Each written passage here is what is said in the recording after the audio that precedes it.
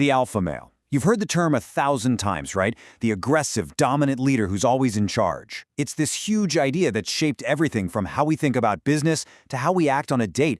But what if I told you the entire concept is built on a massive scientific mistake? So, let's just cut right to the chase and ask the big question. Is the alpha male even a real thing? To find out, we've got to become scientific detectives. We need to travel back in time, because the clue that unravels this whole mystery, well, it's waiting for us in a small Swiss zoo all the way back in 1947. Okay, let's dive in. So Chapter 1. Our story kicks off with a study by an animal behaviorist named Rudolf Schenkel. He was at the Basel Zoo watching a pack of captive wolves, trying to map out their social structure. But here's the thing. The key to this whole mystery isn't what he saw, it's where he saw it. Get this, Schenkel's wolves were crammed into an enclosure of just 200 square meters. To give you some perspective, that is smaller than a tennis court. This tiny, totally unnatural space is the exact birthplace of the entire alpha myth. It's kind of crazy when you think about it. You see, Schenkel wasn't watching a real wolf pack. Not even close. He was observing a bunch of unrelated strangers, all traumatized and stressed out, forced together in what one source even called concentration camp-like conditions. With absolutely no escape and limited resources, they did what any of us would do. They fought to survive. And this is what Schenkel saw. He witnessed one male claw his way to the top through constant aggression and pure intimidation. He needed a name for this wolf, and he called him the Alpha. And just like that, the term was officially born, a whole myth created from a deep misunderstanding. But, okay, a flawed study in a zoo is one thing. How on earth did this idea escape and completely take over our culture? Let's take a look at how this myth went viral. This thing spread like wildfire. In 1970, a super popular book called The Wolf took Schenkel's findings to a global audience.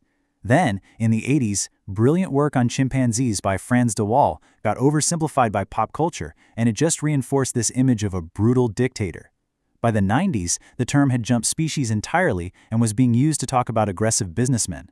And then in 1999, it hit politics, with campaign advisors labeling candidates as alphas or betas. But here's the huge, incredible irony of that 1999 date. Because at the exact moment the myth was reaching its absolute peak in human culture, the world of science was finally killing it for good. And this is the major plot twist in our little detective story. The very scientist who helped make the myth so popular would be the one to finally debunk it. This is biologist L. David Mech in his 1970 bestseller. You can see it right there. He's using that classic alpha, beta, omega language. Back then, he was building on Schenkel's flawed zoo study, and his book is really what made the idea famous. Now, fast forward nearly 30 years, after actually studying wolves in the wild in their natural habitat, the very same scientist, L. David Mech, realized the original zoo study was completely, totally wrong.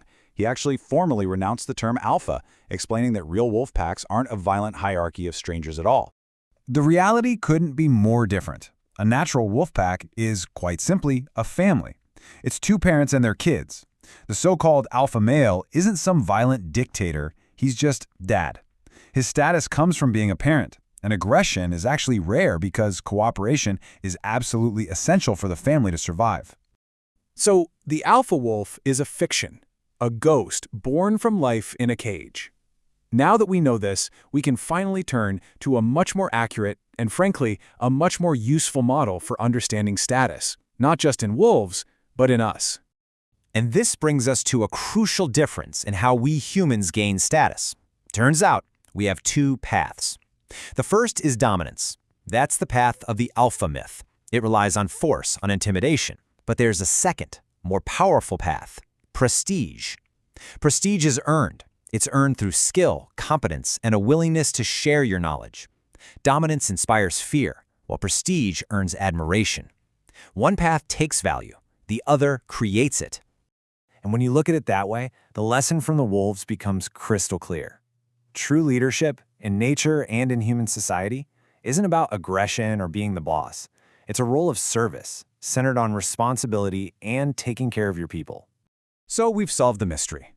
The alpha is a scientific ghost born from a flawed study that has haunted our culture for more than 70 years. The science is clear.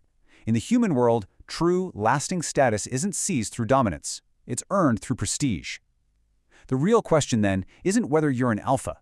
It's which path you will choose to walk, the path of fear or the path of respect.